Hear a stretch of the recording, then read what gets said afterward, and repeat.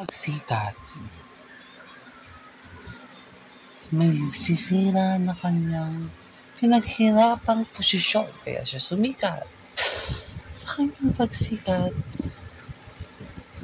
ang kanyang pagbaksak ay nalalapit din. Sa kanyang muling pag-ahon,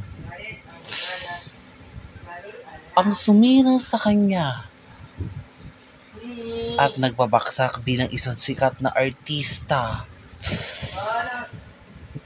tuluyan niyang sisirain kagaya ng ginawa sa kanya. Abangan ang pagbabalik ni Judy Ann Santos Agoncillo bilang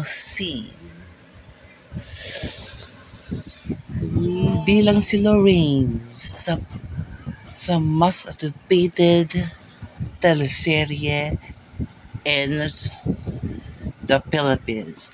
Abangan sa